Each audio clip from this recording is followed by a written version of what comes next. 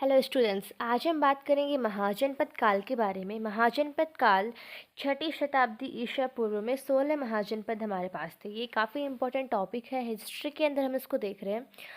तो यहाँ पे सबसे पहले हमारे पास छठी शताब्दी में 16 महाजनपद थे। कौन कौन से थे पहले, ये सबसे इम्पोर्टेंट है। अंग जो है, मगध, काशी, कौशल, वज्जी, मल, चेदी, वत्स, कुरु, पांचाल, मत्स्य, सुरसेन, अश्मक, अवंती, गंधार, कंबोज।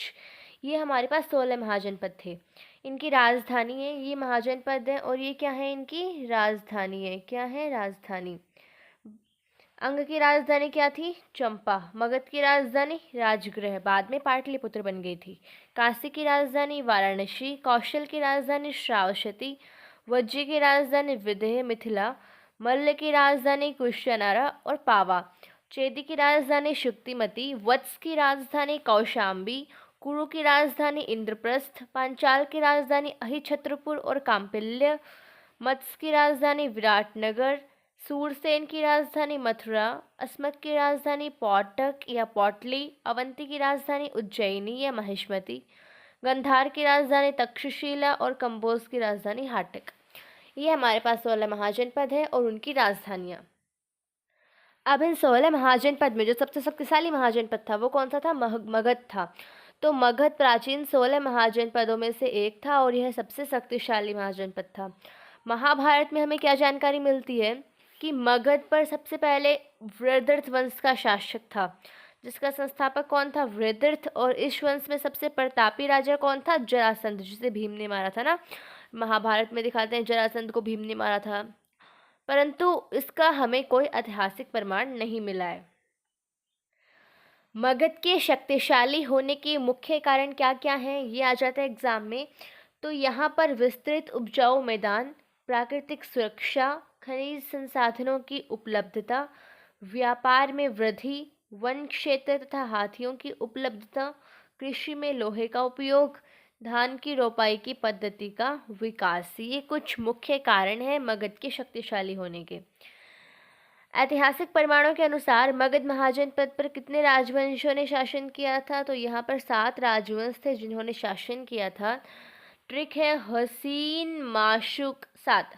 हर्यक वंश ने सबसे पहले शासन किया था, उसके बाद में शिशुनाग वंश ने किया था, उसके बाद नंद वंश ने, फिर मौर्य वंश ने, उसके बाद सूंग वंश, कण्व वंश और लास्ट में सातवाहन वंश ने मगध पर शासन किया था। सबसे पहले हम देखेंगे हर्यक वंश के बारे में। किसके बारे में? हर्यक वंश के बारे में। हर्यक वंश का जो समय वो था 544 ईसा पूर्व से 412 ईसा पूर्व तक। हर्यक वंश में कौन कौन से राजा हुए थे? बिंबिसार, अजातशत्रु, उदयन और नागदशक। हर्यक वंश को पितृहंता भी कहा जाता है, क्योंकि इसमें जो भी पुत्र राजा बनता था पहले अपने पिता को मारकर राजा बनता था। सबसे पहले बात करेंगे बिंबिसार के बारे में। तो इनका जो समय काल था वो 544 ईसा पूर्व से 492 ईसा पूर्व था। हर्यक वंश का संस्थापक बिंबिसार था। इसकी प्रारंभिक राजधानी क्या थी? गिरिब्रज। इसने राजगृह को अपनी राजधानी बनाई। बिंबिसार ने विवाह के माध्यम से दहेज के रूप में लिए गए क्षेत्र में अपने साम्राज्य का विस्तार किया। मतलब ऐसा कौन सा राजा था जिसने दहेज के रूप में अपने साम्राज्य का विस्तार किया? तो बिंबिसार ऐसा राजा था जिसने दहेज के रूप के लिए क्षेत्र से अपने साम्राज्य का विस्तार किया। बिंबिसार ने कितने विवाह किए? 3 विवाह किए थे। प्रथम विवाह इसने कौशल राज की पुत्री और प्रसेनजित की बहन महाकौशला देवी से किया था। इस विवाह से उन्हें दहेज में क्या प्राप्त हुआ? काशी। दूसरा विवाह उन्होंने चेलना, जिसे छलना भी कहते हैं, उससे किया था। यह वैशाली की लिच्छवी राजकुमारी थी। और तीसरा विवाह उन्होंने क्षेमा, पंजाब के मद्र कुल की राजकुमारी से किया था। बिंबिसार ने अपने शासनकाल में अंग राज्य को जीता, उसे अपने राज्य में मिला लिया था। उसने वहाँ का सेनापति किसको नियुक्त किया था? अपने पुत्र अजातशत्रु को नियुक्त किया था। इसके समय अवंती के राजा प्रद्योत पांडु रोग से ग्रसित हो गया था। उसको ठीक करने के लिए बिंबिसार ने अपना राज्यवेद, कौन था? जीवक, उसको भेजा और जीवक के इलाज से प्रद्योत स्वस्थ हो गए थे। नेक्स्ट है अजातशत्रु। इनका समय काल था 492 ईसा पूर्व से 461 ईसा पूर्व तक। 492 ईसा पूर्व में बिंबिसार की हत्या उसके पुत्र अजातशत्रु द्वारा कर दी गई। उसकी मृत्यु के पश्चात अजातशत्रु ने अपना शासन प्रारंभ किया था, अतः इसे पितृहंता भी कहते हैं। अजातशत्रु का अर्थ क्या है? शत्रुओं का नाश करने वाला। इसे कुणिक भी कहते हैं। अजातशत्रु के काल में ही पहली बौद्ध संगीति हुई थी। मैंने आपको बौद्ध धर्म पर पढ़ाया था, पहले वीडियो बन चुका है, वहाँ पे आपको बताया था 4 बौद्ध संगीतियाँ हुई थी, जिनमें सबसे पहली बौद्ध संगीति अजातशत्रु ने ही करवाई थी 483 ईसा पूर्व में। ठीक है, ये हमने देखा था। अजातशत्रु ने वैशाली पर आक्रमण करके उसे मगध में मिला लिया। इस युद्ध में उसने 2 नए हथियार, कौन कौन से? रथमूशल और महाशिलाकंटक, इनका प्रयोग किया था। नेक्स्ट है उदायीन। उदायीन का राज शासन काल कितना था? 461 ईसा पूर्व से 445 ईसा पूर्व तक। इसने भी अपने पिता की हत्या की थी, इसलिए इसे भी पितृहंता कहते हैं। इसने गंगा एवं सोन नदी के संगम के समीप एक शहर की स्थापना की, जिसका नाम क्या था? पाटलिपुत्र। इसने राजगृह से राजधानी को बदलकर पाटलिपुत्र को राजधानी बनाया। उदायीन के बाद उसका पुत्र कौन? नागदशक मगध का शासक बना, परंतु वह एक अयोग्य शासक था तथा उसकी हत्या उसके सेनापति शिशुनाग ने कर दी और एक नए वंश की स्थापना की। कौन सी वंश की? शिशुनाग वंश की स्थापना। अब हम देखेंगे शिशुनाग वंश के बारे में। शिशुनाग वंश में सबसे पहले जो राजा बने थे वो थे शिशुनाग। 412 ईसा पूर्व से 394 ईसा पूर्व तक इनका शासनकाल था। इस वंश का संस्थापक शिशुनाग था। इसने अपनी राजधानी किसे बनाई थी? वैशाली को।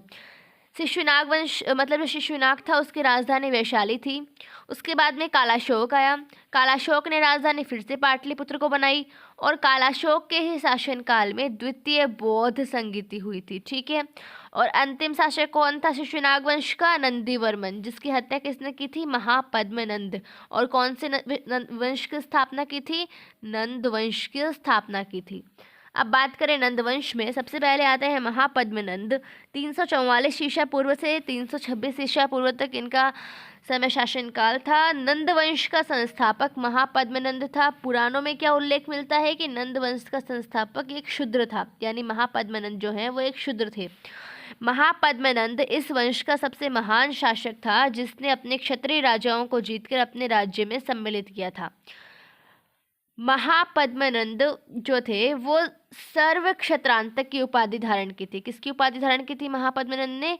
सर्व क्षत्रांतक, अर्थात क्षत्रियों का नाश करने वाला। इसने कलिंग जीतकर एकराट की उपाधि धारण की थी। किसकी? एकराट की। कलिंग नरेश खारवेल के हाथी गुम्फा अभिलेख से क्या पता चला कि महापद्मनंद ने कलिंग पर विजय प्राप्त की थी।